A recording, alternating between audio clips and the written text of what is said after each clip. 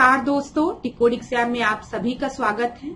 आज की क्लास में हम लोग डिस्कस करेंगे मॉक टेस्ट जो कि आपके यूपीपीसीएस प्रीलिम्स और आरओ एआरओ दोनों परीक्षाओं के लिए बहुत ही महत्वपूर्ण है। तो चलिए आज की क्लास को स्टार्ट करेंगे मेरे साथ ऐश्वर्या सिंह के साथ। अगर आज की क्लास में आपको किसी भी तरीके का डाउट होता है तो आप मुझसे कमेंट बॉक्स में पूछ सकते हैं। आज की क्लास को स्टार्ट करने से पहले थोड़ी सी इंफॉर्मेशन मैं आप लोगों को दूंगी फाउंडेशन कोर्स की, जो कि डिकोड एग्जाम आप लोगों के लिए लेकर आया है। इस फाउंडेशन कोर्स में एंटायर सिलेबस को कवर किया गया है थ्रू वीडियो लेक्चर्स। यहाँ पर आपको नोट्स पीडीएफ के फॉर्मेट में प्रोवाइड की जाएगी। आपको टेस्ट सीरीज प्रोवाइड की जाएगी जहां पर आप अपने परफॉर्मेंस को इवेलुएट कर सकते हैं। और अगर आपको किसी भी तरीके का डाउट होता है तो आप टेलीग्राम ग्रुप पे डिस्कस भी कर सकते हैं। क्लास इस कोर्स से रिलेटेड कोई भी इंफॉर्मेशन चाहिए तो नीचे व्हाट्सएप नंबर दिया गया है, आप यहाँ पर कांटेक्ट कर सकते हैं। डिकोड एग्जाम आप लोगों के लिए समान हिंदी की पुस्तक भी लेकर आया है, जो कि आप घर बैठे फ्लिपकार्ट या फिर अमेजॉन से ऑर्डर कर सकते हैं, या फिर अगर आप चाहें तो इसको अपने नियरेस्ट बुक स्टोर पे जाकर खरीद भी सकते हैं। परीक्षा की दृष्टि से महत्वपूर्ण पुस्तक है, तो एक बार इसका अध्ययन आप लोग जरूर करें। और अगर इससे रिलेटेड कोई भी इंफॉर्मेशन चाहिए तो यहाँ पर व्हाट्सएप नंबर दिया गया है, इस पर आप कांटेक्ट कर सकते हैं। चलिए आज की क्लास को हम स्टार्ट करेंगे, लेकिन आज की क्लास को स्टार्ट करने से पहले मैं आपको बता दूं, आप में से किसी स्टूडेंट ने बोला था कि मैम मुझे सीओडी और बीओडी नहीं समझ में आया है। तो सीओडी और बीओडी को हमने क्लास के एंड में डिस्कस करेंगे एक बार और, ठीक है। तो आप बताइएगा आपको फिर क्लियर हुआ कि नहीं आपका डाउट। तो इसको हम लोग लास्ट में क्लास के एंड में डिस्कस करेंगे आज की क्लास। चलिए अब पहला प्रश्न हम देखते हैं। बाबर के संदर्भ में निम्नलिखित कथनों पर विचार कीजिए। भारत में मुगल वंश की स्थापना बाबर के द्वारा की गई थी। उसने फारसी में अपनी जीवनी बाबरनामा लिखी। तो यहाँ पर आपको बताना है कि कौन से कथन आपकी सही हैं। तो पहला स्टेटमेंट तो क्लास बहुत ही आसान दिया है, आप सभी को पता है कि मुगल वंश की स्थापना किसके द्वारा की गई थी? बाबर के द्वारा की गई थी भारत में, ठीक है। बाबर ने अपनी जीवनी बाबरनामा फारसी में लिखी है? नहीं, उसने फारसी में नहीं लिखी है। बाबर ने अपनी जीवनी बाबरनामा चगताई भाषा में लिखी है, जो कि उसकी मातृभाषा थी, ठीक है। ये याद रखिएगा। तो यहाँ पर आपका सही उत्तर क्या हो जाएगा? कौन सा सही है? केवल एक सही है, दूसरा गलत है। कुछ और इंपॉर्टेंट पॉइंट्स को हम लोग डिस्कस कर लेते हैं। वो ये है कि जो बाबरनामा है उसको बाबर ने चगताई में लिखा था, ठीक है, जिसका कि फारसी में अनुवाद, फारसी में इसका अनुवाद किसने किया था? अब्दुल रहीम खाना ने, ठीक है।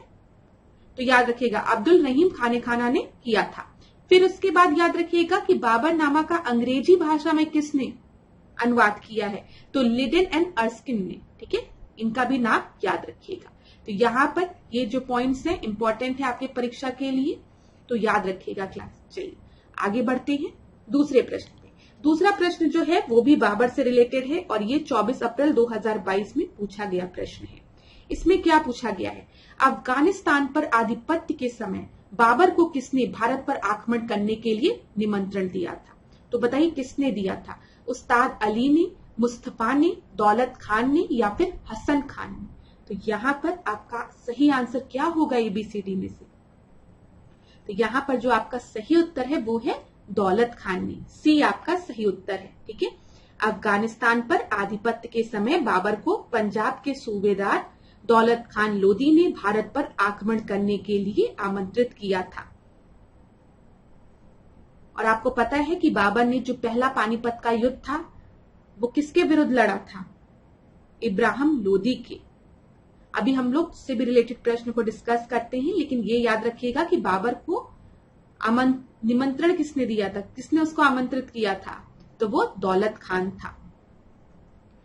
सी आपका सही उत्तर है। अब देखिए तीसरा प्रश्न यही जो हम लोग डिस्कस कर रहे थे। किस वर्ष बाबर ने सुल्तान इब्राहिम लोदी को पानीपत की लड़ाई में पराजित किया था? तो बताइए 1527 में, 1526 में, 1525 में, या फिर 1524 में?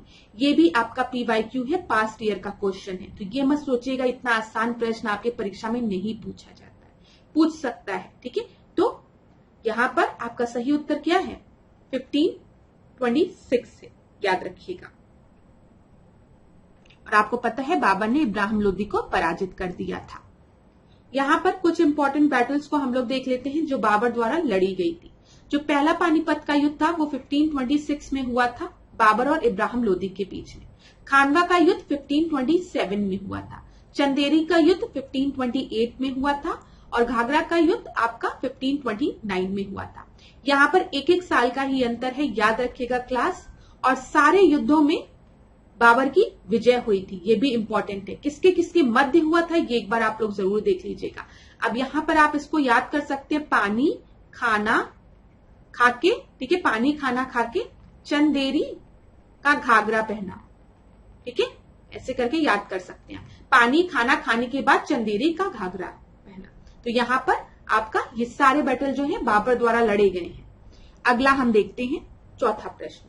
चौथे प्रश्न को देखिए क्लास यहाँ पर ध्यान से। वेद के संदर्भ में निम्नलिखित कथनों पर विचार कीजिए। ऋग वेद विश्व की सबसे प्राचीन वेद है। यजुर्वेद का संबंध संगीत से है। तो यहाँ पर आपका सही उत्तर क्या होगा? यहाँ पर आपका सही उत्तर क्या होगा बताइए, इसको आप करिए कौन सा सही है, ठीक है, करेक्ट मान के चलते हैं। तो ऋग्वेद की जब हम बात करते हैं तो आप सभी को पता है जो ओल्डेस्ट वेद है, ठीक है, वो कौन सा है, वो ऋग्वेद है। तो पहला आपका बिल्कुल सही है। कितने वेद हैं? 4 वेद हैं। कौन कौन से? ऋग्वेद, यजुर्वेद, सामवेद और अथर्ववेद, ये हमारे 4 वेद हैं। यजुर्वेद का संबंध संगीत से है दिया गया है। बताइए यजुर्वेद का संबंध क्या संगीत से है? नहीं, यजुर्वेद का संबंध जो है वो संगीत से नहीं है। तो यहाँ पर दूसरा आपका गलत हो गया। संगीत से किस वेद का संबंध है? सामवेद का। जब हम सामवेद की बात करते हैं तो यह भारतीय शास्त्रीय संगीत की उत्पत्ति यहां से हुई है। तो यहाँ पर पूछा गया उपयुक्त कथनों में से कौन सा सही है? हम सही मान के चल रहे हैं। Which of the following are correct? तो ओनली 1। तो ए आपका सही उत्तर हो जाएगा। अब क्लास यहाँ पर एक बार हम जल्दी से सारे वेद को देख लेते हैं। देखिए ऋग्वेद की बात करेंगे तो यहाँ पर पौराणिक कथाओं के बारे में, भजन के बारे में दिया गया है। यजुर्वेद की जब हम क्लास बात करेंगे तो यजुर्वेद जो है वो केवल ऐसा वेद है जो कि 2 भाग में विभाजित है। तो कभी भी अगर आपके परीक्षा में पूछा जाए कि 4 वेदों में से कौन सा ऐसा वेद है जो कि 2 भागों में विभाजित है, तो आप कौन सा वेद बताएंगे? यजुर्वेद बताएंगे, ठीक है। यजुर्वेद में कृष्ण यजुर्वेद है और शुक्ल यजुर्वेद है। और कभी अगर परीक्षा में आपसे पूछ लिया कि कृष्ण और शुक्ल किस वेद का भाग है, तो आप बताएंगे कृष्ण और शुक्ल जो है वो यजुर्वेद का 2 भाग है, ठीक है। और इसमें सभी यज्ञीय फॉर्मूले और हथियारों का ज्ञान मिलता है यजुर्वेद में। सामवेद की बात करेंगे तो आपको मैंने बताया भारतीय शास्त्रीय संगीत की उत्पत्ति सामवेद से हुई है। अथर्ववेद की बात करेंगे तो इसमें आयुर्वेद का ज्ञान है, मंत्र है, तंत्र है। इसीलिए हम अथर्ववेद को, मंत्र और तंत्र की वजह से हम अथर्ववेद को काला वेद भी कहते हैं। तो इतनी चीजें क्लियर हो गई ना, ऋग्वेद, यजुर्वेद, सामवेद और अथर्ववेद के बारे में। तो परीक्षा में प्रश्न कहीं से भी बन सकता है। चलिए अगला हम देखते हैं 5वां प्रश्न। अब देखिए क्लास, ये भी आपकी परीक्षा में पूछा गया प्रश्न है और रिसेंट का प्रश्न है ये। निम्नलिखित में से कौन शुक्ल यजुर्वेद की संहिता है? अभी मैंने आपको बताया ना कि कौन सा ऐसा वेद है जो 2 भागों में विभाजित है, तो वो यजुर्वेद था। यजुर्वेद के 2 भाग कौन से हैं? कृष्ण वेद और शुक्ल वेद, ठीक है। अब आपकी परीक्षा में क्या पूछा गया है कि शुक्ल यजुर्वेद की संहिता के बारे में आपको बताना कौन सा है, ठीक है। तो वाजसेनेयी, ठीक है, मैत्रेयी, तैत्तिरीय या फिर काठक। तो यहाँ पर आपका सही उत्तर क्या है? ए आपका सही उत्तर है। वाजसेनेयी जो है वो यजुर्वेद की संहिता है। यहाँ पर एक बार व्याख्या भी हम लोग देख लेते हैं। जब भी हम यजुर्वेद की बात करते हैं इसमें कर्म कांड के बारे में दिया गया है, ठीक है। इसमें विभिन्न यज्ञों के बारे में दिया गया, अनुष्ठानों के बारे में दिया गया है। ये चीज क्लियर है ना। और ये वेद जो है वो अंशतः गद और पद दोनों में रचित है। तो गद और पद दोनों में लिखा गया है यजुर्वेद, ठीक है। और अभी हमने बताया आपको यजुर्वेद को 2 हिस्सों में कृष्ण यजुर्वेद और शुक्ल यजुर्वेद में विभाजित किया गया है। शुक्ल यजुर्वेद को वाजसेनेयी संहिता भी कहते हैं। ये देखिए यहाँ पर, इसको नोट कर लीजिए, परीक्षा में पूछा गया है, आने वाली परीक्षा में भी प्रश्न बन सकते हैं, ठीक है। और कृष्ण यजुर्वेद की 4 शाखाएं हैं। वो कौन कौन सी है? काठक संहिता, कपिस्थल संहिता, ठीक है, मैत्राणी संहिता और तैत्तिरीय संहिता। तो ये अगर कभी परीक्षा में पूछा, देखिए एक बार आपकी परीक्षा में ये पूछ लिया है कि शुक्ल यजुर्वेद की संहिता क्या है, तो भाष्य नहीं। इसी तरीके से हो सकता है आने वाली परीक्षा में पूछ ले कि कृष्ण यजुर्वेद की कितनी शाखाएं हैं, तो आप बताएंगे 4 शाखाएं हैं, और वो 4 शाखाएं कौन कौन सी है यहाँ पर लिखा हुआ है। ठीक है, तो इसको भी आप लोग याद रख लीजिएगा। क्लास हम लोग पास्ट ईयर के क्वेश्चन जब देखते हैं तो उसका मतलब ये नहीं होता है कि जो प्रश्न पूछा है खाली हमें उतना ही पढ़ना है। प्रश्न हमने पढ़ लिया, ठीक है, अच्छी बात है। अगर सेम एज इट इज प्रश्न आपके परीक्षा में रिपीट हो गया तो बहुत अच्छी बात है, लेकिन हमें थोड़ी सी प्लस तैयारी अपनी रखनी पड़ेगी। मतलब उस प्रश्न से रिलेटेड कुछ और इंपॉर्टेंट पॉइंट्स को हमें इंक्लूड करना पड़ेगा, ताकि अगर इससे रिलेटेड आगे पीछे करके कोई प्रश्न बने तो वो भी हमारा सॉल्व हो जाए। तो यहाँ पर इसका स्क्रीनशॉट क्लास आप लोग जरूर ले लीजिएगा और इसको 1-2 बार पढ़ेंगे आप लोग तो आपको याद हो जाएगा। अगला हम देखते हैं 6वां प्रश्न। अघन्य की बात की गई है यहाँ पर। ऋग्वेद के कई परिच्छेदों में प्रयुक्त अघन्य शब्द का अर्थ क्या होता है, बताइए। पुजारी के लिए, स्त्री के लिए, गाय के लिए या फिर ब्राह्मण के लिए। तो ये एक आसान प्रश्न है, परीक्षा में कई बार रिपीट हुआ प्रश्न है ये। और यहाँ पर आपको पता है कि ऋग्वेद में अघन्य शब्द जो प्रयोग किया गया है वो गाय के लिए, तो सी आपका एकदम सही उत्तर है। अब यहाँ पर क्लास हम देख लेते हैं। ऋग्वेद के कई परिच्छेदों में प्रयुक्त अघन्य शब्द गाय के लिए प्रयुक्त हुआ है। गाय जो थी उस समय की सबसे महत्वपूर्ण पशु हुआ करती थी। ठीक है, गाय मुद्रा की भांति प्रयुक्त होती थी। अगर किसी के पास जितनी गाय थी उसको उतना अमीर माना जाता था। जो क्रय विक्रय की जो क्रिया होती थी उसमें भी गाय का प्रयोग किया जाता था। जैसे आपको कुछ चाहिए तो आपने गाय दिया, उसके बदले आपको कुछ मिल गया। अब जैसे आप इस समय क्या आपको पैसे देना पड़ता है ना, तो आप पैसे देते हो तो मूल्य से मूल्यवान वस्तु आप खरीद लेते हो। आप सोना भी खरीद सकते हो, डायमंड भी खरीद सकते हो, गाड़ी भी खरीद सकते हो, कुछ भी खरीद सकते हो पैसे देके। उसी तरीके से जो पैसे की आज वैल्यू है वो उस समय गाय की होती थी। ये चीज समझी, ठीक है। और इन्हें अघन्य माना गया है, इनका वध नहीं किया जा सकता था। और गौवध जो था वो आपका निषेध था, ये चीज याद रखिएगा। चलिए अगला हम देखते हैं 7वां प्रश्न। The earliest occurrence of the month famous as Gayatri month is found in the following text. Simple सा क्वेश्चन है, गायत्री मंथ के नाम से प्रसिद्ध मंत्र सर्वप्रथम किस ग्रंथ में मिलता है? भगवद गीता, अथर्ववेद, ऋग्वेद या फिर मनुस्मृति? यहाँ पर आपका सही उत्तर क्या है? ऋग्वेद में, सी आपका सही उत्तर है।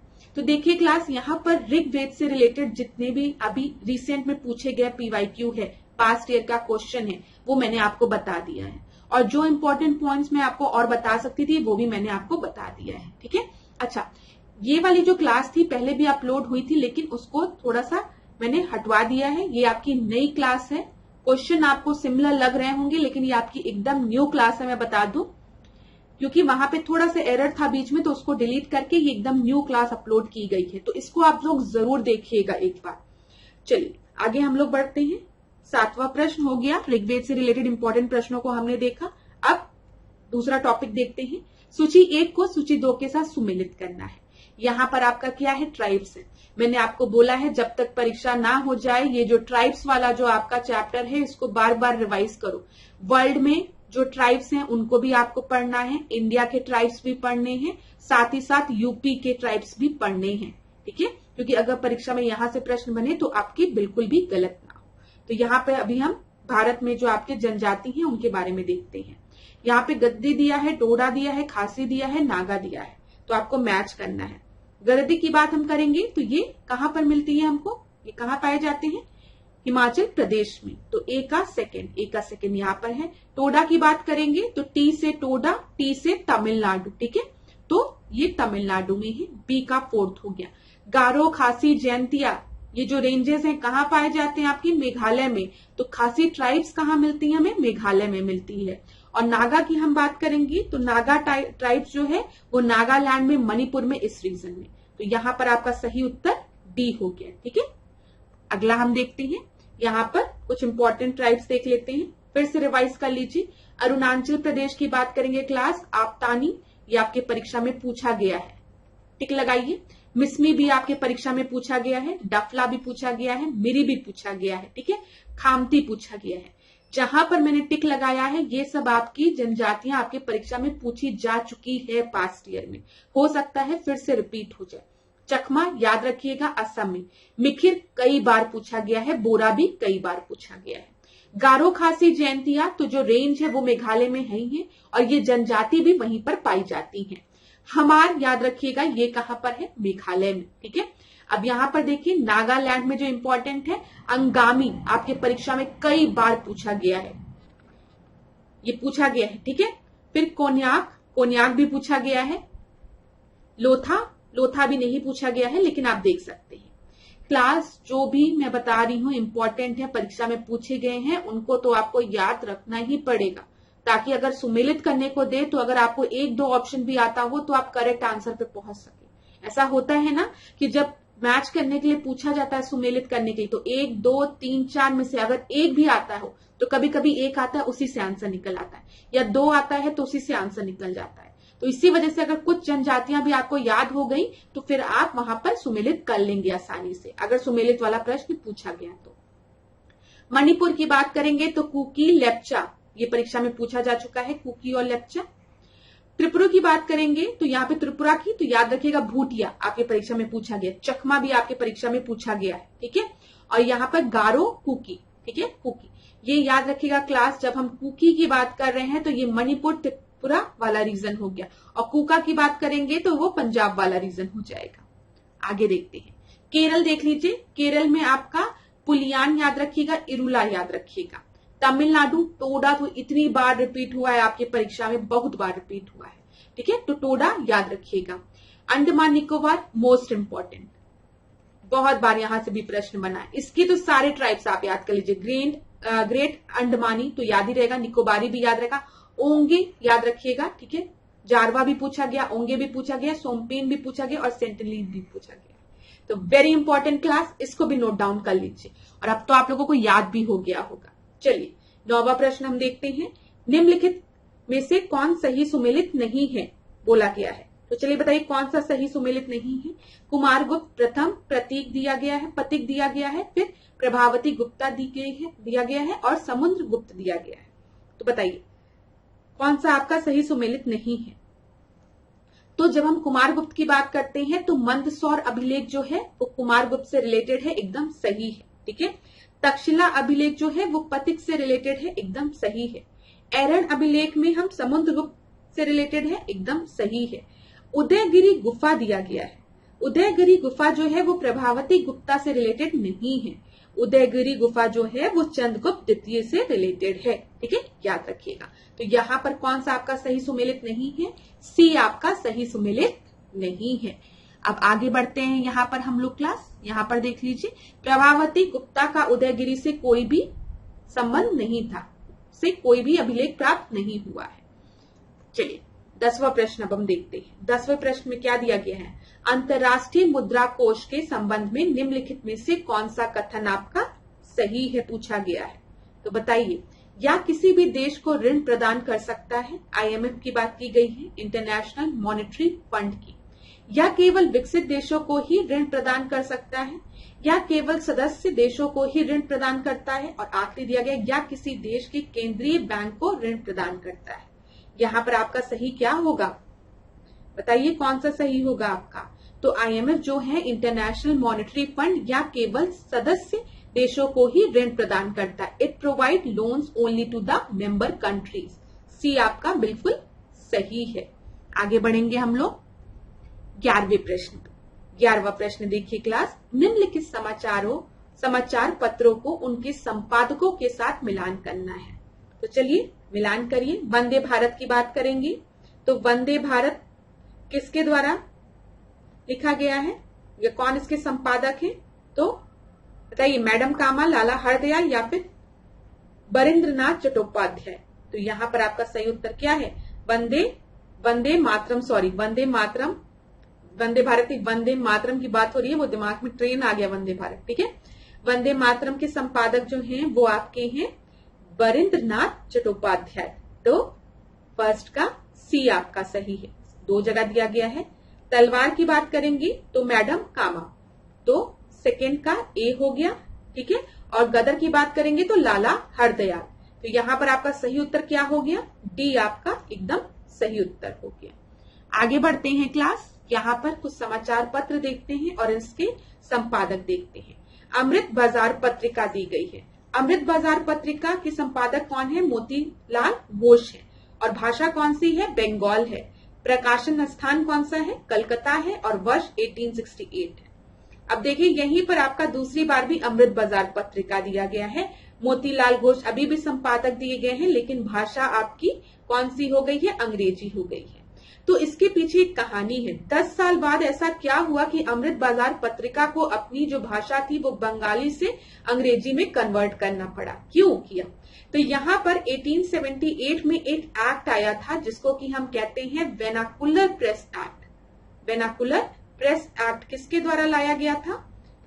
लॉर्ड लिटन द्वारा, याद रखिएगा। ठीक है, तो जो भी वेनाकुलर लैंग्वेज में जो भी न्यूज़पेपर थे उन पर रोक लगाई जा रही थी। तो बंगाल में बंगाली भाषा वहां की वेनाकुलर लैंग्वेज हो गई। ठीक है, वहां की स्थानीय भाषा हो गई, जिसकी वजह से अमृत बाजार पत्रिका भी बंद होने वाली थी। लेकिन रातों रात इन्होंने क्या किया?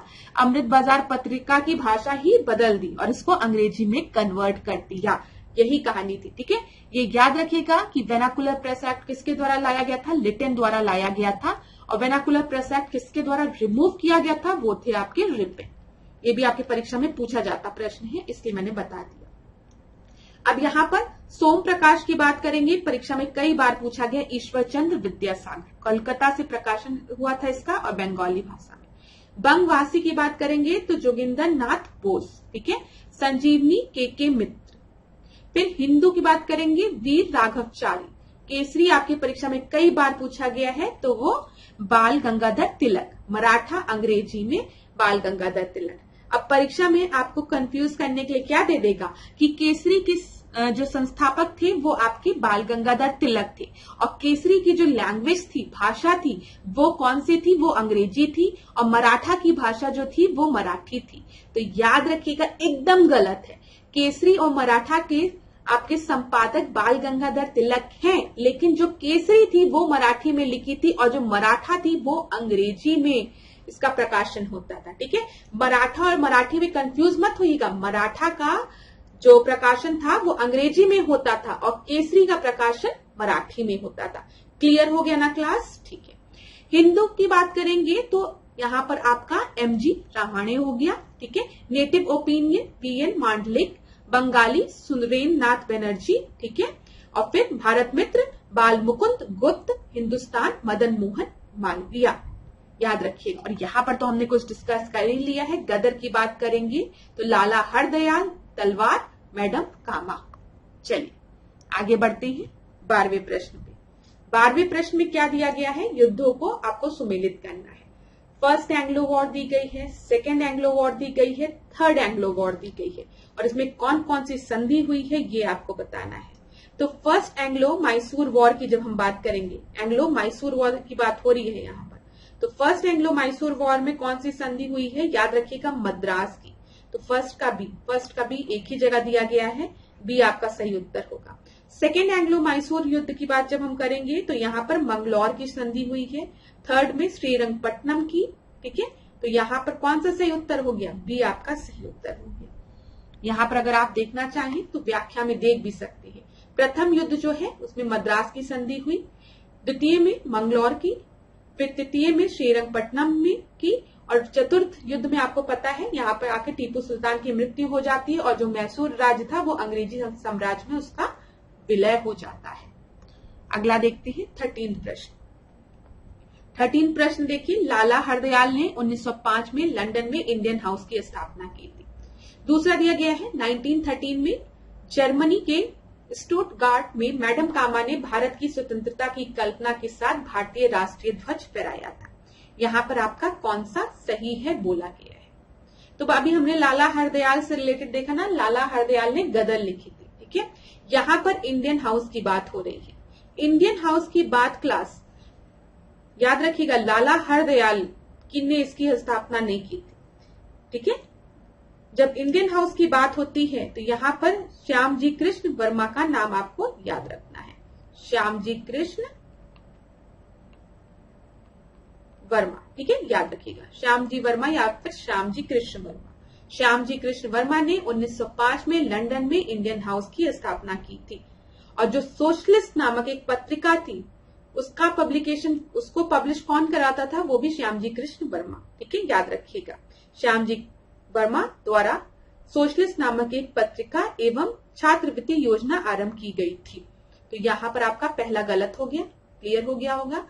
फिर यहाँ पर देखिए 1913 में बोला गया है जर्मनी में, ये भी गलत है। 1913 में नहीं, 1907 में, ठीक है, याद रखिएगा। 1907 में मैडम कामा ने भारत की स्वतंत्रता की कल्पना के साथ राष्ट्रीय ध्वज फहराया था। और अभी हमने थोड़ी देर पहले देखा मैडम कामा जो है वो किसकी संपादक है, वो आपकी तलवार की, ये भी याद रखिएगा। थोड़ी देर पहले देखा ना, तलवार याद रखिएगा, मैडम कामा से रिलेटेड है। तो यहाँ पर आपका सही उत्तर क्या होगा, डी आपका सही उत्तर होगा। दोनों स्टेटमेंट बिल्कुल गलत दिए गए हैं। आगे हम लोग देखते हैं 14th प्रश्न को। 14th प्रश्न देखिए क्या है, भारतीय चीनी प्रौद्योगिकी संस्थान उत्तर प्रदेश के कानपुर में स्थित है। फिर दिया गया भारतीय गन्ना अनुसंधान संस्थान कोयम्बटूर में स्थित है। तो बताइए कौन सा आपका सही है। Indian institute of sugar technology जो है वो कानपुर उत्तर प्रदेश में लोकेटेड है, ये बिल्कुल सही है। Indian institute of sugarcane research आपका कोयम्बटूर तमिलनाडु में लोकेटेड है, ये आपका बिल्कुल गलत है। क्यों, क्योंकि ये लखनऊ में रिलेटेड है। प्रश्न में आपसे पूछा गया है कौन सा सही है, तो जल्दी से बता दीजिए कौन सा सही है। तो यहाँ पर केवल एक सही है आपका, ठीक है, तो ए आपका सही उत्तर हो जाएगा। आगे देखते हैं क्लास, यहाँ पर देख लीजिए, भारतीय चीनी प्रौद्योगिकी संस्थान कानपुर में है, भारतीय गन्ना अनुसंधान संस्थान लखनऊ में है और भारतीय गन्ना प्रजनन संस्थान जो है वो आपका कोयम्बटूर तमिलनाडु में है। 15 प्रश्न को देखेंगे, स्वच्छ विकास तंत्र के संदर्भ में निम्नलिखित कथनों पर विचार कीजिए। यहाँ पर क्लीन डेवलपमेंट मैकेनिज्म की बात की गई है या नगोया प्रोटोकॉल के अनुच्छेद 12 में वर्णित है, दिया गया है आपको। दूसरा है या देशों को कार्बन क्रेडिट प्राप्त करने का प्रावधान करता है। आपको बताना है कि कौन सा आपका सही है, ठीक है। तो देखिए क्लास, क्लीन डेवलपमेंट मैकेनिज्म की जब हम बात करते हैं तो ये आपका आर्टिकल 12 में तो वर्णित है, लेकिन ये नगोया प्रोटोकॉल में नहीं, ये क्योटो प्रोटोकॉल में। आपको पता है कि क्योटो प्रोटोकॉल जो है वहां पर हम ग्रीन हाउस के एमिशन को कम करने, गैस के एमिशन को कम करने की बात करते हैं। Clean development mechanism Kyoto protocol से रिलेटेड है। यहाँ पर या देशों को कार्बन क्रेडिट प्राप्त करने का प्रावधान करता है, ये सही है। इसमें पूछा गया है कौन सा सही है, तो केवल 2 आपका सही है और बी आपका सही उत्तर होगा। अब मैं आपको थोड़ा सा बता दूं कार्बन क्रेडिट क्या होता है या फिर क्लीन डेवलपमेंट मैकेनिज्म। इसको समझने के लिए थोड़ा सा मेरी बातों को ध्यान से सुनिएगा। यहाँ पर हम 2 तरीके की कंट्रीज ले रहे हैं, ठीक है।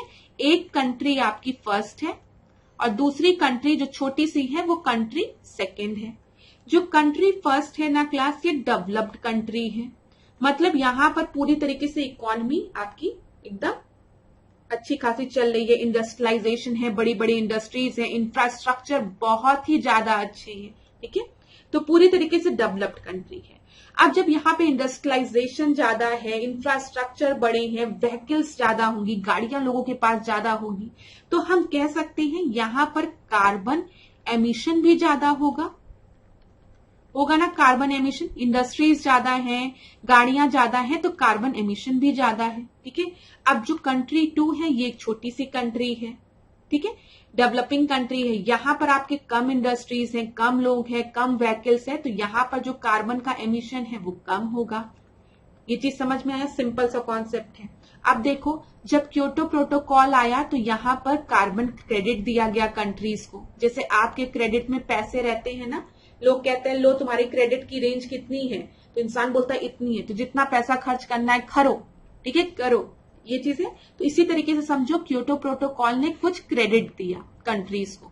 जो डेवलप्ड कंट्रीज थी उन्होंने कहा कि आप एक्स अमाउंट में कार्बन डाइऑक्साइड रिलीज कर सकते हैं, इससे ज्यादा, एक्स से ज्यादा अमाउंट में आप कार्बन डाइऑक्साइड रिलीज नहीं कर सकते हैं।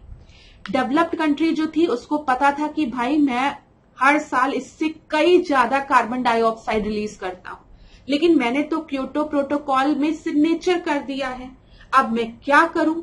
तो उसके दिमाग में एक चीज आई, कार्बन क्रेडिट का यूज करने का उसके दिमाग में आइडिया आया।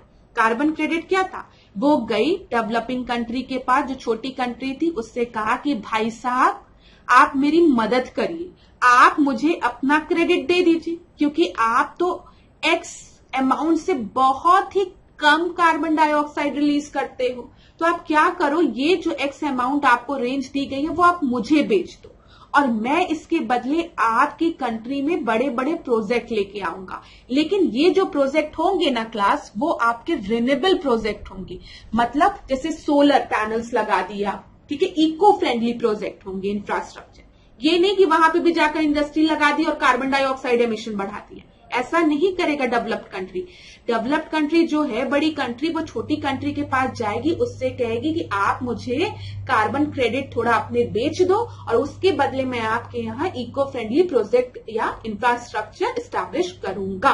तो यही होता है कार्बन क्रेडिट। जैसे आप किसी को पैसे देते हो और उसके बदले कोई सामान लेते हो, यहाँ पर जो डेवलप्ड कंट्री है वो दूसरी जो छोटी छोटी कंट्रीज है उनके कार्बन क्रेडिट को खरीदती है और उसके बदले वहां पर इंफ्रास्ट्रक्चर डेवलपमेंट करती है, ठीक है, नए प्रोजेक्ट्स लेके आती है। तो ये पूरा क्लीन डेवलपमेंट मैकेनिज्म है। क्लीन डेवलपमेंट क्यों है? ये डेवलपमेंट में हेल्प कर रही है डेवलपिंग कंट्रीज को या फिर अंडर डेवलप्ड कंट्रीज को, एक डेवलप्ड नेशन।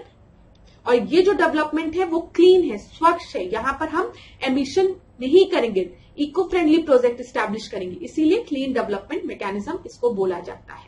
आपको समझ में आ गया होगा आशा करती हूँ। अगर नहीं समझ में आया तो कमेंट बॉक्स में बताइएगा, नेक्स्ट क्लास में फिर एक्सप्लेन कर दिया जाएगा। अब यहाँ पर क्लास देखिए, दूसरा क्वेश्चन है आपका, अभी हमने 15 क्वेश्चन देखा, ये आपका 16 क्वेश्चन है, ठीक है, 16वां प्रश्न है।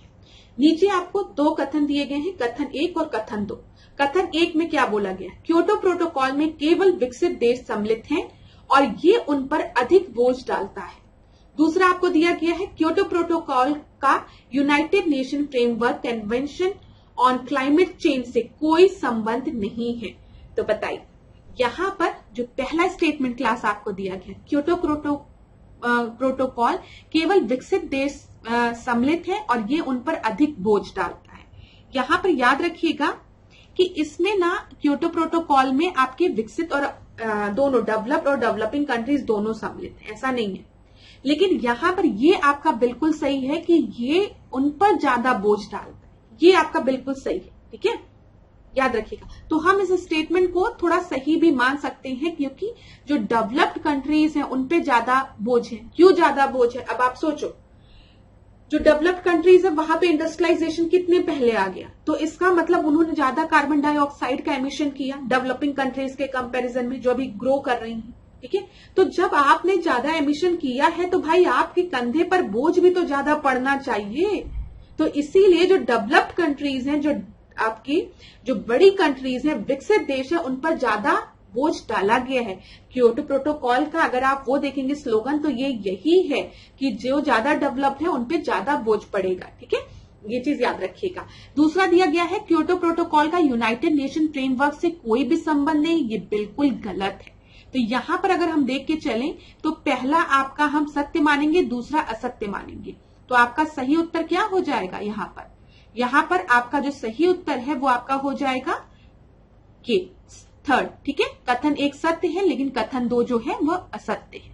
यहां पर देख लीजिए, क्योटो प्रोटोकॉल केवल विकसित देशों को बांधता है और उन पर भारी बोझ डालता है, ठीक है, ये आपका सही है। यहां पर देखिए, क्योटो प्रोटोकॉल एक अंतर्राष्ट्रीय संधि है जो विकसित देशों को अपने ग्रीन हाउस गैस उत्सर्जन को कम करने के लिए प्रतिबंध करती है, और विकासशील देश इस संबंध से बंधे नहीं हैं। अभी क्यों नहीं बंधे? क्योंकि इनके ऊपर भी रिस्पॉन्सिबिलिटी, ऐसा नहीं है कि विकासशील देशों को अपना जो कार्बन एमिशन है उसको बढ़ाना है, ऐसा कुछ नहीं है। लेकिन हाँ, वो इतना उन पे रिस्पॉन्सिबिलिटी नहीं है। और विकसित देशों के पास उत्सर्जन में कटौती के लिए अलग अलग लक्ष्य भी रखे गए हैं। इसलिए क्योटो प्रोटोकॉल केवल विकसित देशों को बाध्य करता है, उन पर भारी बोझ डालता है। ये चीज क्लियर हो गई ना? सबसे ज्यादा कार्बन जहां से एमिट हो रहा है वहीं पर तो ज्यादा बोझ डाला जाएगा। दूसरा देखिए, क्योटो प्रोटोकॉल जो है वो किसका किसका आपका ये निष्कर्ष हम कहेंगे किससे संबंधित है? आखिर क्लाइमेट चेंज से ही तो रिलेटेड है ये United framework convention on climate change. यहाँ पर हम किस पे ध्यान दे रहे हैं? जलवायु परिवर्तन पर, ग्रीन हाउस गैसेस के एमिशन को हम कम करने की बात कर रहे हैं। तो ये तो आपका डायरेक्ट कनेक्टेड है यूएनएफसीसी से, ठीक है। तो ये आपका गलत हो गया। तो जो हमने डिस्कस किया था वो आपका सही उत्तर है। अब यहाँ पर ये क्योटो प्रोटोकॉल से रिलेटेड कुछ इंपॉर्टेंट फैक्ट्स हैं जो कि आपके परीक्षा में पूछे जा सकते हैं। सबसे पहले आप याद रखिएगा, क्योटो प्रोटोकॉल जो है प्रोटोकॉल वो एक अंतर्राष्ट्रीय समझौता है, आप सभी को पता है।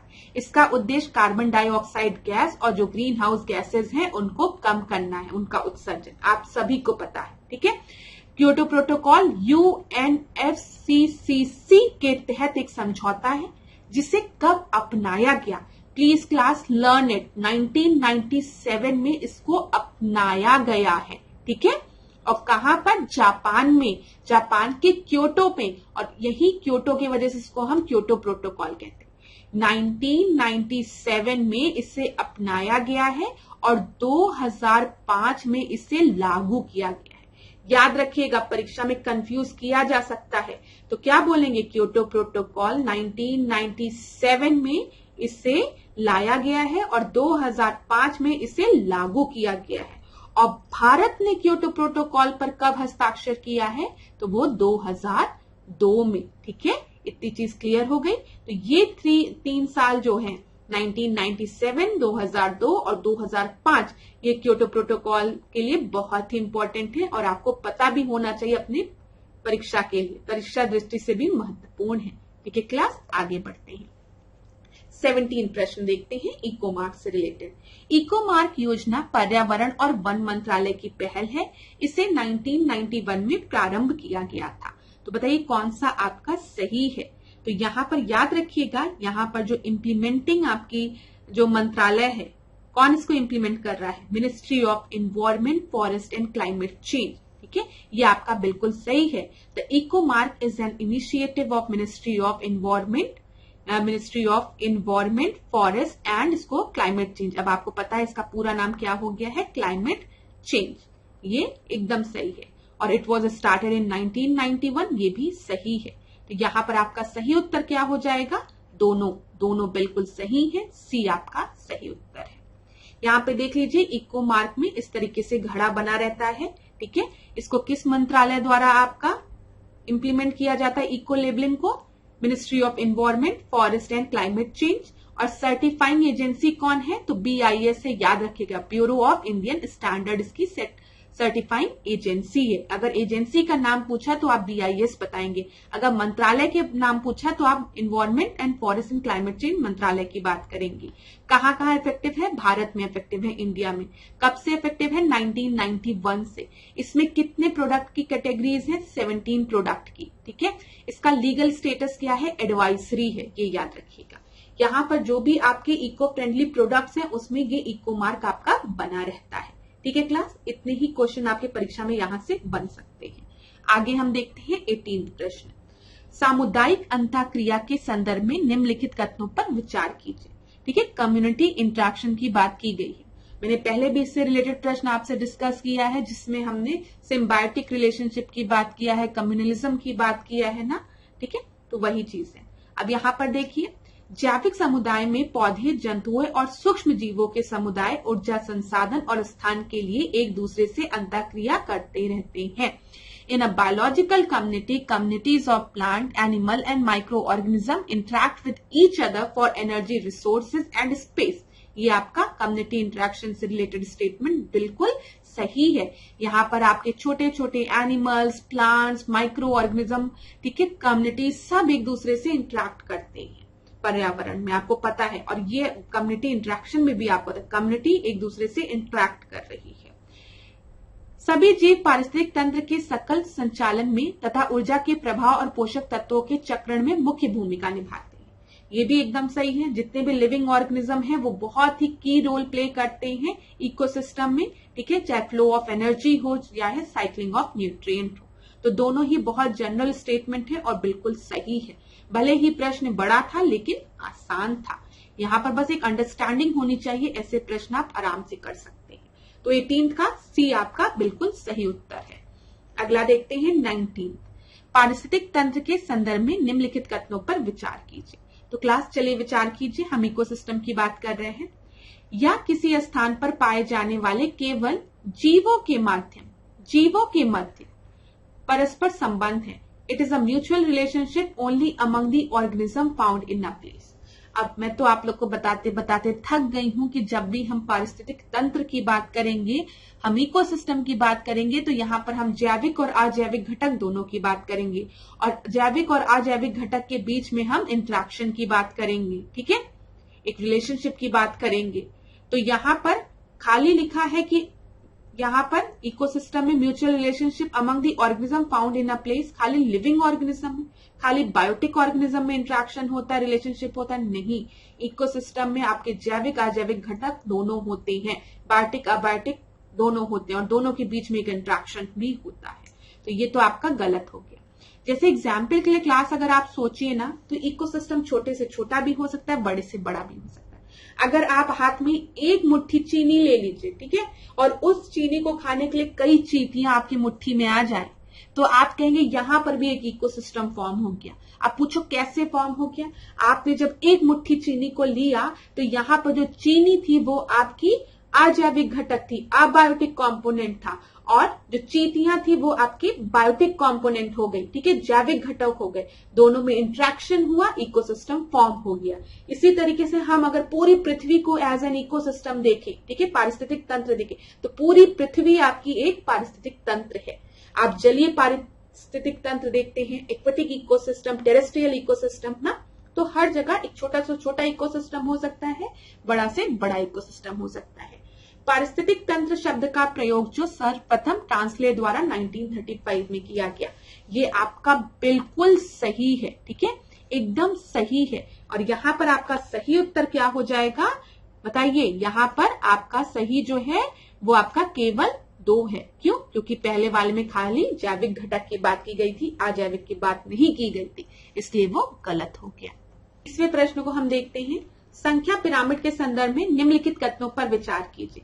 यह प्रत्येक तल में व्यक्तित्व संख्या दर्शाता है, ठीक है, इंडिविजुअल नंबर्स को दर्शाता है, या सदैव सीधा होता है।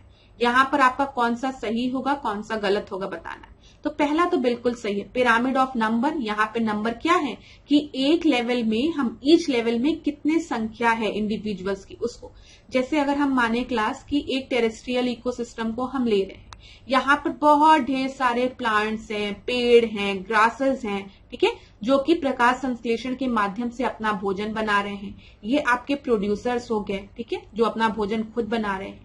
इसके बाद क्या आते हैं? आपके प्राइमरी कंज्यूमर्स आते हैं, प्राथमिक उपभोक्ता, जिसमें कि टिड्डा हो गया, ठीक है, तो उनकी संख्या क्या है?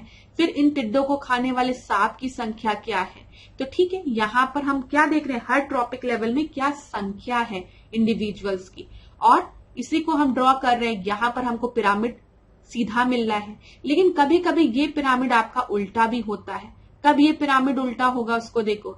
अगर हम एक पेड़ लेते हैं, एक इंडिविजुअल पेड़ लेते हैं, और इस पेड़ को हम एज एन इकोसिस्टम देखते हैं, अब हम इसका पिरामिड ऑफ नंबर ड्रॉ करते हैं तो कैसा बनेगा? ठीक है, यहाँ पर देखिए, यहाँ पर अगर आप देखेंगे तो यहाँ पर पिरामिड ऑफ नंबर्स जो है वो आपका उल्टा बनेगा। ठीक है, समझ में आ रहा है क्लास?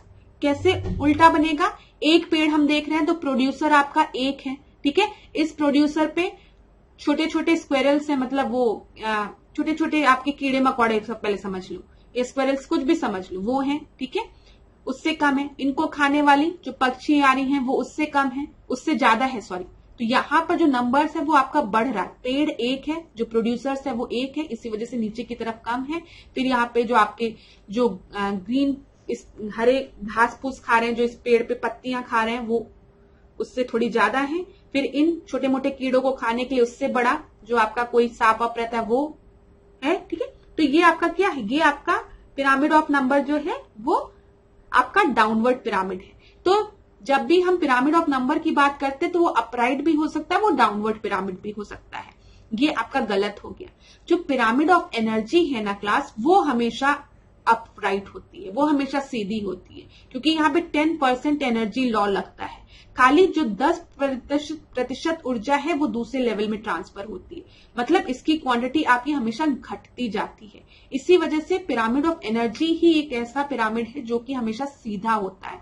दूसरा और कोई पिरामिड हो, चाहे पिरामिड ऑफ नंबर हो, पिरामिड ऑफ बायोमास हो, वो सीधा भी हो सकता है, उल्टा भी हो सकता है। तो यहां पर आपका सही उत्तर क्या हो जाएगा? पहला आपका सही है, दूसरा आपका गलत है, ए आपका सही उत्तर हो गया। ठीक है, आगे देखते हैं हम लोग 21 को। एरोसॉल की बात की गई है। एरोसॉल के संबंध में निम्नलिखित कथनों पर विचार करना है। इनका आकार 10 माइक्रोन से अधिक होता है, ये एल्बिडो की मात्रा घटा देते हैं। तो बताइए यहां पर आपका सही उत्तर क्या है? बताइए क्लास। जब हम एरोसॉल की बात करते हैं तो इनका आकार 10 माइक्रोन से अधिक होता है, ये आपका गलत है। ठीक है, ये इनका जो आकार होता है वो 1 से 10 माइक्रोन तक ही होता है, इससे बड़ा नहीं होता है। ये एल्बिडो की मात्रा को घटा देते हैं, ये भी आपका गलत है। ये एल्बिडो की मात्रा को बढ़ा देते हैं। ठीक है, तो यहां पर दोनों ही स्टेटमेंट आपके गलत हैं, तो उत्तर डी हो जाएगा, क्योंकि करेक्ट पूछा गया था, दोनों ही गलत हैं। अब देखिए एल्बिडो समझ लीजिए क्या होता है। ठीक है, एल्बिडो को समझने के लिए बस ऐसे समझिए कि कोई सरफेस आपका है, इस सरफेस पे कितनी सनरेज आपकी फॉल कर रही हैं और कितनी सनरेज आपकी रिफ्लेक्ट बैक हो जा रही है। जितनी सनरेज यहां से रिफ्लेक्ट बैक हो जा रही है उतना ही उसका एल्बिडो होगा। ठीक है, अगर मैं आपसे पूछूं कि कोई ब्लैक सरफेस है, ठीक है, काला सरफेस है, और कोई आपका व्हाइट सरफेस है, तो किसका एल्बिडो ज्यादा होगा? तो व्हाइट सरफेस का एल्बिडो ज्यादा होगा। ब्लैक सरफेस जो है वो तो जितनी रेज यहाँ फॉल कर रही है मैक्सिमम रेज को एब्सॉर्ब कर लेगा। इसीलिए कहते हैं ना कि काला कपड़ा गर्मी भी करता है। क्यों? धूप में मत निकलो, काला कपड़ा गर्म करेगा। क्योंकि इसलिए गर्म करेगा क्योंकि जितनी भी सनरेज इस पे फॉल होगी वो एब्सॉर्ब कर लेगा। लोग कहते हैं हल्के रंग का कपड़ा गर्मी में पहनो। क्यों गर्मी में पहनो? ताकि रिफ्लेक्ट बैक हो, गर्मी कम लगे। ठीक है, ये चीज याद रखिएगा। तो यहाँ पे जब भी एरोसोल की बात करते हैं, यहाँ पे जो पार्टिकल्स होते हैं वो क्या करते हैं? एल्बिडो की मात्रा घटा नहीं देते, वो बढ़ा देते हैं एरोसोल की वजह से। तो यहाँ पर दोनों ही आपका बिल्कुल गलत है। अब देखिए ये आपका एक पास्ट ईयर का क्वेश्चन है, आपके परीक्षा में पूछा गया है और ये एक रिसेंट प्रश्न है। क्या है? निम्नलिखित में से कौन अन्य तीनों की तुलना में ज्यादा सूर्य की रोशनी परावर्तित करता है, मतलब रिफ्लेक्ट बैक करता है? Sand desert, paddy crop land, ठीक है, धान की खेती की भूमि, ताजा बर्फ से ढकी भूमि, या फिर पेरी भूमि। ठीक है, पेरिस भूमि। तो यहाँ पर याद रखिएगा आइस, अगर बर्फ को देखो क्लास, तो यहाँ पर जितनी भी आपकी सनरेज आएंगी, ठीक है, जो भी लाइट आएगी वो तुरंत रिफ्लेक्ट बैक हो जाएगी। बर्फ है ना, तो रिफ्लेक्ट बैक होगी, रिफ्लेक्शन ज्यादा होगा। तो इन चारों को अगर हम कंपेयर करेंगे तो सबसे ज्यादा एल्बिडो किसका होगा? सबसे ज्यादा रिफ्लेक्शन कहां से होगा? Land covered with the fresh snow. C आपका सही उत्तर है। यह भी रिसेंट का प्रश्न था। चलिए 23rd प्रश्न को देखते हैं। Which award is given is known as green Nobel. किसे हम ग्रीन नोबेल कहते हैं? तो बताइए ABCD में से आपका सही उत्तर क्या होगा? समय ले लीजिए, ऐसा भी प्रश्न आपके परीक्षा में पूछा जाता है। तो यहां पर आपका सही उत्तर क्या है? यहां पर आपका जो सही उत्तर है ABCD में वो है डी, गोल्डमैन पुरस्कार। ठीक है, गोल्डमैन पुरस्कार जो है वो हर वर्ष पर्यावरण संरक्षण के लिए जमीनी स्तर कार्य करने वाले पर्यावरणवादी विदों को दिया जाता है। इसे हम ग्रीन नोबेल भी कहते हैं। 24 प्रश्न को हम देखते हैं। अनुच्छेद 39A की बात की गई है, आर्टिकल 39A की। आर्टिकल 39A में equal justice of free legal aid की बात की गई है। 39A आप सभी को पता है राज्य के नीति निर्देशक तत्व का हिस्सा है। ठीक है, DPSP का हिस्सा है। तो इसमें क्या समान न्याय और निःशुल्क विधिक सहायता का प्रावधान किया गया है। तो ये आपका बिल्कुल सही है ना, एकदम सही है। इसे संविधान में 44वें संविधान संशोधन अधिनियम द्वारा 1978 में जोड़ा गया। ये आपका सही है कि गलत? बताइए जल्दी से। ये आपका गलत है। क्यों गलत है?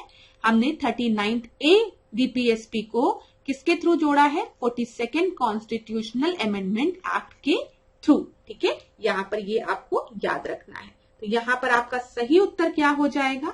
यहाँ पर आपका सही उत्तर जो है वो A हो जाएगा। ठीक है, चलिए आगे बढ़ते हैं। अगला प्रश्न देखते हैं 25वां। यहाँ पर क्या बोला गया है?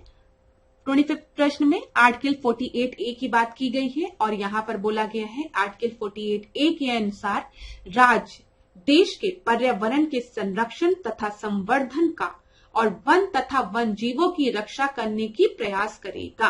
राज्य डीपीएसपी है, ये भी आपको पता है, राज्य के निर्देशक, राज्य की नीति निर्देशक तत्वों का हिस्सा है। तो ये बिल्कुल सही दिया गया है, 48 में हमने यही बात कही है।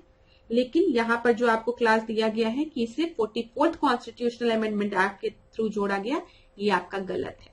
इसे भी हमने 42nd कॉन्स्टिट्यूशनल अमेंडमेंट एक्ट 1976 के थ्रू जोड़ा है। तो यहां पर आपका सही उत्तर क्या हो जाएगा? केवल एक। दूसरा गलत है ना। चल आगे बढ़ते हैं, 27वां प्रश्न देखते हैं। यहाँ पे ये आपका 26वां होना चाहिए, गलती से 27वां लिखा है, इसको सही कर लीजिएगा। निम्नलिखित कथनों पर विचार कीजिए। तो चलिए विचार करिए।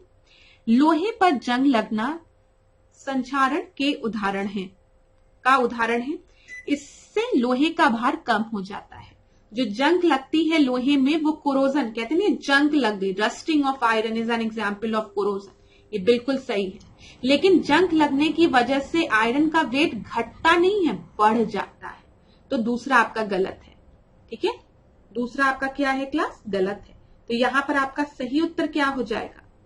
यहां पर पूछा गया है कौन सा करेक्ट नहीं है, तो दूसरा आपका करेक्ट नहीं है, पहला आपका करेक्ट है। ठीक है, नॉट करेक्ट पूछा गया है। देखिए, दैनिक धातुओं का कोरोजन होता है, आपको पता है।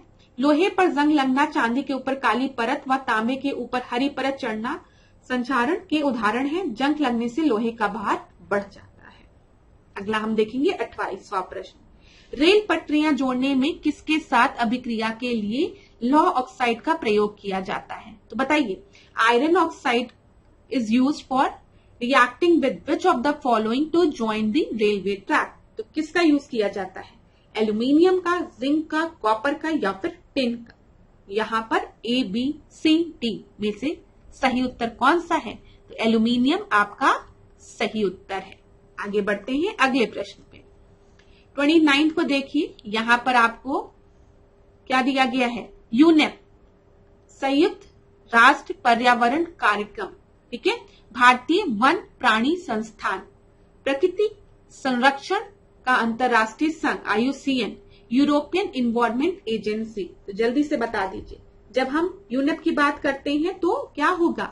केन्या नैरोबी में हेडक्वार्टर है। तो ए का फोर्थ 3 जगह दिया गया। फिर भारतीय वन प्राणी संस्थान, तो ये तो भाई एक ही दिया गया है, वो हमारा उत्तराखंड और देहरादून दिख रहा है आपको, तो ये तो बड़ा आसान है। तो बी का आपका 3rd हो गया। IUCN की बात करेंगे तो यहां पर आपका स्विट्जरलैंड हो गया। ठीक है, और जब हम यूरोपियन इन्वायरमेंट एजेंसी की बात करेंगे तो कोपेनहेगन डेनमार्क हो गया। तो सही उत्तर क्या हो गया आपका? बी आपका सही उत्तर हो गया। 30वें प्रश्न को देखेंगे। निम्नलिखित में परमाणु खनिज कौन कौन से हैं? बताइए, यूरेनियम, थोरियम, लिथियम, कौन सा है आपका? बताइए क्लास। यूरेनियम, थोरियम, लिथियम, ठीक है, जिरकोनियम, बोरेलियम, ये सब क्या है? ये सब परमाणु खनिज हैं आपके ना। तो यहां पर आपका सही उत्तर क्या हो जाएगा?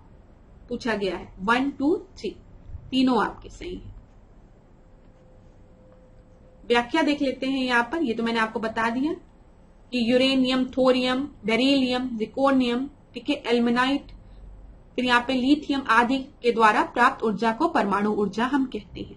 भारत में परमाणु ऊर्जा आयोग की स्थापना डॉक्टर होमी जहांगीर भाभा के नेतृत्व में 1948 में की गई थी। ठीक है, ये चीज याद रखिएगा। चलिए 31 देखते हैं हम। मिसिसिपी नदी के संदर्भ में निम्नलिखित कथनों पर विचार कीजिए।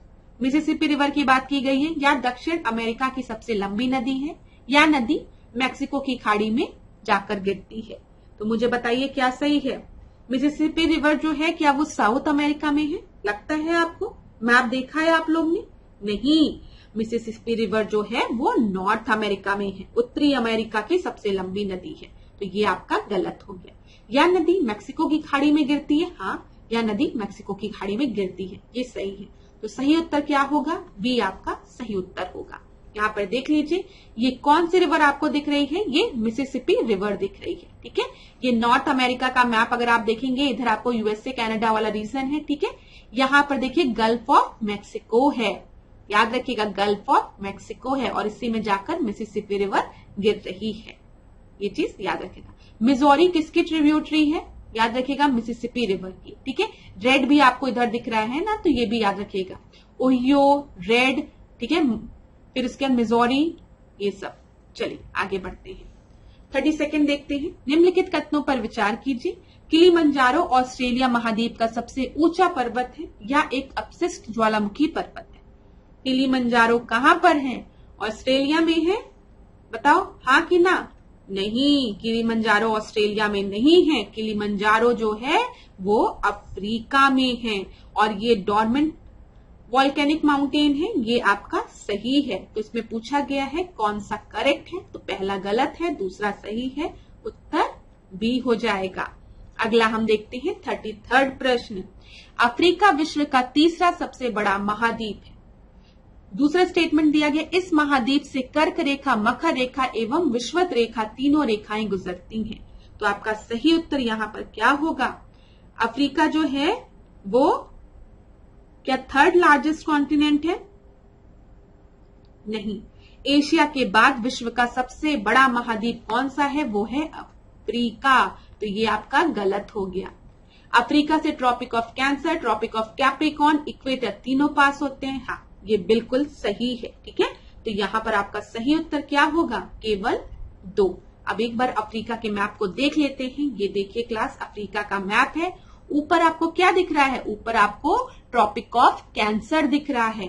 यहाँ पर क्या दिख रहा है, यहाँ पर विषुवत रेखा दिख रही है, मतलब इक्वेटर दिख रहा है। इधर मकर रेखा थी, इधर आपका नीचे ट्रॉपिक ऑफ कैप्रिकॉर्न है, जिसको कि हम क्या कहते हैं, एक कर्क हो गया, एक मकर हो गया, ये मकर हो गया, ये कर्क हो गया, कैंसर आपका कर्क हो गया, ये मकर रेखा हो गई, और ये विषुवत रेखा हो गई, तीनों गुजर रही है। यहाँ पर अगर आपको कर्क रेखा का याद रखना है तो आप माली से याद रख सकते हैं। खाली मैं अफ्रीका की बात करी माली से, ठीक है, माली से कैसे याद रहेगा आपको। यहाँ पर आप देखिए क्लास, सबसे पहले तो आपका माली ही हो जाएगा, ठीक है। उसके बाद ए से अल्जीरिया हो गया, लीबिया हो गया, इजिप्ट हो गया, तो ऐसे आप याद कर सकते हैं। और इधर आपका वेस्टर्न सहारा, ये देख लीजिए, ये माली हो गया, अल्जीरिया हो गया, ठीक है, लीबिया हो गया, इजिप्ट हो गया, तो माली करके आप याद रख सकते हैं। और यहाँ पर अगर ट्रॉपिक ऑफ कैप्रिकॉर्न बात करेंगे, किसकी, कैप्रिकॉर्न की, तो नामीबिया हो गया, बोत्सवाना हो गया, ठीक है, इधर आपको मोजाम्बिक हो गया। अब कुछ इंपॉर्टेंट पॉइंट हम लोग देख लेते हैं अफ्रीका के बारे में। अभी मैंने आपको बताया है सबसे इंपॉर्टेंट पॉइंट कि एशिया के बाद विश्व का दूसरा सबसे बड़ा महाद्वीप कौन सा है, तो वो अफ्रीका है, याद रहेगा, ठीक है। फिर जिब्राल्टर जनसंधि याद रखिएगा, जिब्राल्टर स्ट्रेट जो है वो अफ्रीका को यूरोप से पृथक करता है। अब यहाँ पर देखिए, ये आपका क्या है, ये आपका अफ्रीका है, और इधर आपको जिब्राल्टर जल संधि मिलेगी। तो जिब्राल्टर जल संधि जो है वो अफ्रीका को यूरोप से पृथक करता है। अफ्रीका में कुछ ट्राइब्स बुशमैन कहाँ मिलते हैं, कालाहारी डेजर्ट में मिलते हैं। परीक्षा में कई बार पूछा है, बुशमैन कालाहारी याद रखिएगा। पिग्मी कॉन्गो बेसिन में, परीक्षा में कई बार पूछा है, पिग्मी कॉन्गो, ठीक है। बददू जो है वो सहारा मरुस्थल में मिलते हैं। तो बुशमैन, पिग्मी, बद्दू, ये सब आप याद रखेंगे, कहाँ मिलते हैं हमको, अफ्रीका में मिलते हैं। प्लेस कालाहारी, कॉन्गो बेसिन में पिग्मी, और बद्दू जो है वो आपका सहारा में, ठीक है। विश्व की सबसे लंबी नदी जो है नील, वो अफ्रीका महाद्वीप में बहती है, ठीक है। नील नदी को अगर आप देखेंगे तो यहाँ पर आपको नील रिवर दिख रही है, ये याद रखिएगा, परीक्षा में पूछा जाता है। अफ्रीका की कॉन्गो नदी विषुवत रेखा को और लिम्पोपो नदी मकर रेखा को 2 बार काटती है। यहाँ पर अगर आप देखिए, ये आपका कौन सा है, ये आपका ट्रॉपिक ऑफ कैंसर है, ठीक है, ट्रॉपिक ऑफ कैंसर, और इधर आपका कैप्रिकॉर्न मकर रेखा है। तो यहाँ पर फिजिकल मैप नहीं है, जब फिजिकल मैप आप देखेंगे तो वहां पर आपको पता चलेगा जो कॉन्गो नदी है वो विषुवत रेखा को 2 बार काटती है, सॉरी यहाँ पर आपके इक्वेटर को, ये याद रखिएगा, विषुवत रेखा आपका इक्वेटर है, इक्वेटर को 2 बार काटती है, और लिम्पोपो नदी जो है वो मकर रेखा को 2 बार काटती है, ठीक है। तो यहाँ पर आप देखिएगा फिजिकल मैप में आपको दिखेगा। ये चीज क्लियर है ना क्लास? ये मकर हो गया, ये आपका विषुवत रेखा हो गया, और एक आपका हो गया कौन सा? कर्क।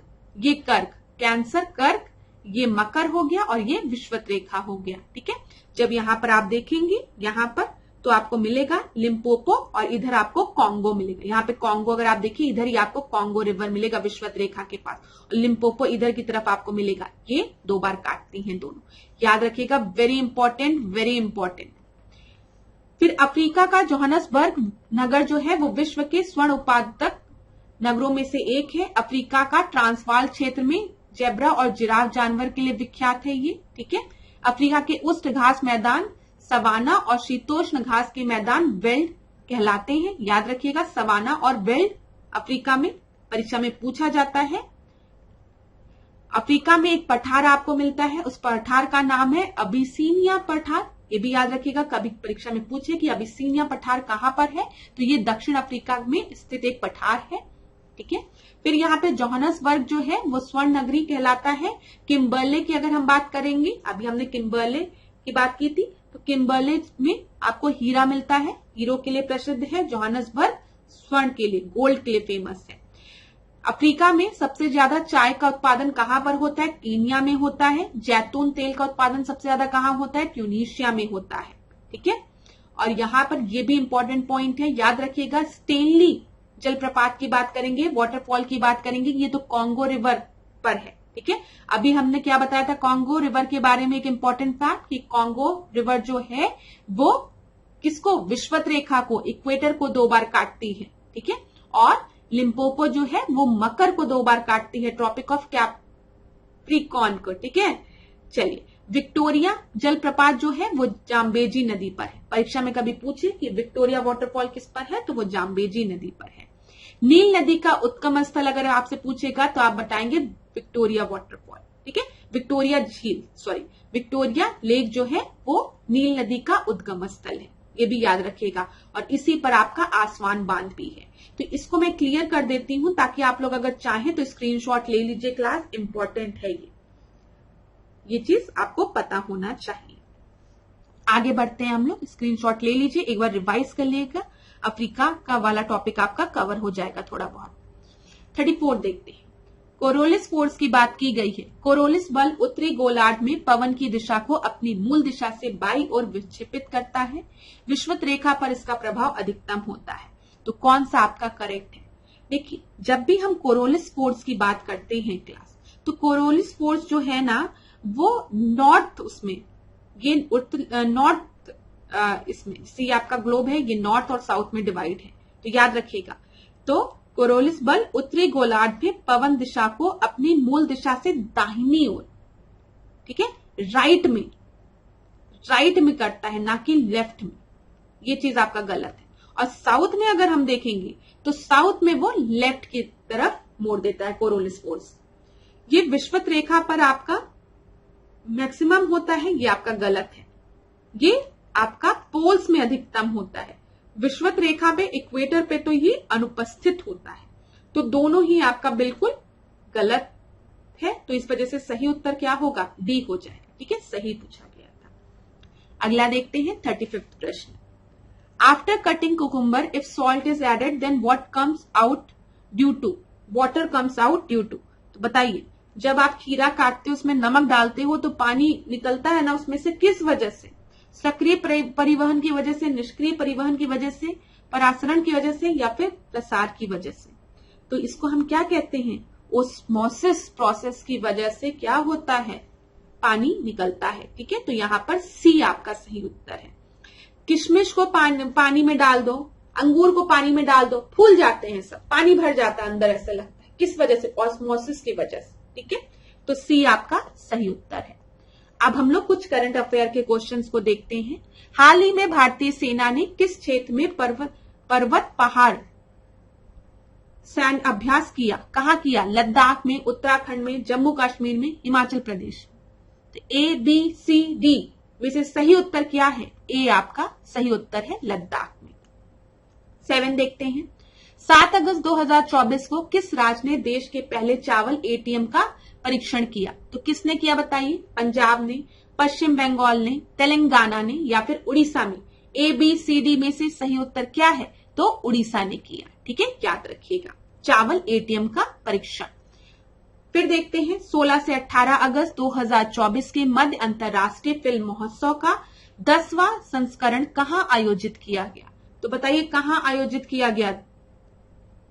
दिल्ली के इंडिया हैबिटेट सेंटर में, मुंबई के NCPA में, शिमला के गेयटी थिएटर में या फिर जयपुर के रामबाग पैलेस में? यहां पर सही उत्तर क्या होगा कि बताइए 10वां जो आपका इंटरनेशनल फिल्म महोत्सव है वो कहां पर ऑर्गेनाइज किया गया है? तो आपका ऑर्गेनाइज किया गया है शिमला के गेयटी थिएटर में। सी आपका सही उत्तर है। अगला देखते हैं 16 अगस्त 2024 को केंद्रीय कृषि और किसान कल्याण राज्य मंत्री ने किस पोर्टल का अनावरण किया है? कृषि विकास पोर्टल का, किसान सहायता पोर्टल का, कृषि निर्णय सहायता प्रणाली पोर्टल का या फिर किसान कल्याण पोर्टल का? ABCD में से आपका सही उत्तर क्या है बताइए? यहां पर याद रखिएगा कृषि निर्णय सहायता प्रणाली KDSS पोर्टल का शुभारंभ किया गया है। अब क्लास देखिए, आप में से किसी स्टूडेंट की क्वेरी थी लास्ट टेस्ट में 5th क्वेश्चन नंबर पे कि मैम मुझे BOD और COD नहीं समझ में आया। अब आप आज उसको समझ लीजिए। सबसे पहले आपको पता होना चाहिए जब भी हम बायोलॉजिकल ऑक्सीजन डिमांड की बात कर रहे हैं तो यहाँ पर ऑक्सीजन डिमांड, ऑक्सीजन की मांग हो रही है। ठीक है, किस लिए मैम ऑक्सीजन की मांग हो रही है? क्यों ऑक्सीजन को मांगा जा रहा है और कौन ऑक्सीजन को मांग रहा है? 2 क्वेश्चन, किस लिए ऑक्सीजन को मांगा जा रहा है और कौन ऑक्सीजन को मांग रहा है? और जब ऑक्सीजन की मांग ज्यादा बढ़ेगी तो ऑक्सीजन की क्वांटिटी घटेगी कि बढ़ेगी? तो मैम ये तो एकदम समझने वाली बात है, एकदम छोटी सी बात है कि जब ऑक्सीजन की मांग ज्यादा होगी तो ऑक्सीजन की क्वांटिटी कम होगी। ठीक है, तो अब देखो एक नदी है, समझते हुए चलो, एक नदी है, ठीक है, कोई भी एक रिवर ले लो या कुछ भी ले लो, एक एक्वेटिक जलीय पारितंत्र लो। अब यहां पर आपको पता है कि ऑक्सीजन डिजोल्व्ड ऑक्सीजन है, जो यहाँ पे छोटे छोटे जीव जंतु रह रहे हैं वो इसी डिजोल्व्ड ऑक्सीजन को कंज्यूम कर रहे हैं जीने के लिए। ठीक है, कुछ अमाउंट में ऑक्सीजन पानी में डिजोल्व्ड है, H2O होता है ना वाटर, तो इसमें डिजोल्व्ड ऑक्सीजन है। मानते हो ऑक्सीजन है इसमें? हाँ बिल्कुल सही है। अब देखो यहाँ पर जब पॉल्यूशन बढ़ा पानी में, ठीक है, कहीं से आपके बायोडिग्रेडेबल वेस्ट आ गए, ऐसे वेस्ट जो कि आपके डिग्रेड करेंगे, ठीक है, जो धीमे धीमे टूटेंगे, सड़ेंगे, गलेंगे, समझ में आ रहा है, पानी के अंदर। तो इनको सड़ाएगा गलाएगा कौन? छोटे छोटे माइक्रो ऑर्गेनिज्म। ये तो समझ में आता ही है आप लोगों को। इनको गलाएंगे, तोड़ेंगे, सड़ाएंगे, ठीक है, खत्म करेंगे कौन? छोटे छोटे जो माइक्रो ऑर्गेनिज्म होते हैं।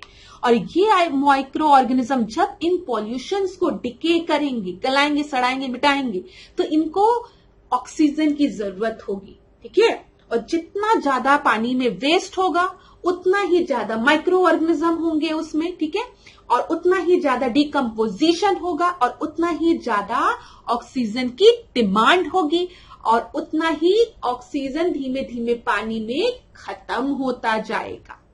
ये चीज क्लियर हो गई होगी। तो यहां पर देखो क्या लिखा हुआ है, हम बात करें बायोकेमिकल, पहले हम लोग बात करेंगे बायोलॉजिकल ऑक्सीजन डिमांड। ठीक है, ऑक्सीजन की वह मात्रा जो सूक्ष्म जीवों को कार्बनिक पदार्थों को तोड़ने के लिए आवश्यक होती है। ठीक है, बायोलॉजिकल ऑक्सीजन डिमांड की जब हम बात करेंगे तो वो क्या होता है, जिस बायोलॉजिकल या फिर बायोकेमिकल ऑक्सीजन डिमांड, कंफ्यूज मत होइएगा, it is the amount of oxygen micro organism required to break down the organic material. ठीक है, ये चीज समझ में आ गई आपको। अब यहां पर एक और कॉन्सेप्ट आजकल परीक्षा में पूछ लिया जाता है, यूपीएससी में पूछा गया था, सीओडी क्या है, केमिकल ऑक्सीजन डिमांड क्या है। जब हमने बायोकेमिकल ऑक्सीजन डिमांड की बात की तो यहां पर हमने ऑर्गेनिक मैटर्स के डिके की बात की कि जो माइक्रो ऑर्गेनिज्म है वो इन ऑर्गेनिक मैटर्स को, कार्बनिक पदार्थ को तोड़ रहे हैं और उनको तोड़ने के लिए, डिके करने के लिए उनको ऑक्सीजन की रिक्वायरमेंट होती है और वो ये ऑक्सीजन डिसॉल्व्ड ऑक्सीजन के फॉर्म से पानी में लेते हैं, जिसकी वजह से धीमे धीमे पानी में डिसॉल्व्ड ऑक्सीजन की मात्रा खत्म हो जाती है और जो वहां के जो एक्वेटिक ऑर्गेनिज्म होते हैं उनको डिसॉल्व्ड ऑक्सीजन ना मिलने के कारण वो भी मरने लगते हैं और एक ऐसा समय आता है पानी में डेड जोन क्रिएट हो जाता है। मतलब डेड जोन क्या है, यहां पर ऑक्सीजन की मात्रा बहुत ही निम्न है, बहुत ही कम है डिसॉल्व्ड ऑक्सीजन की मात्रा या फिर है ही नहीं, जिसकी वजह से अब कोई भी लाइफ यहां सर्वाइव नहीं करेगी।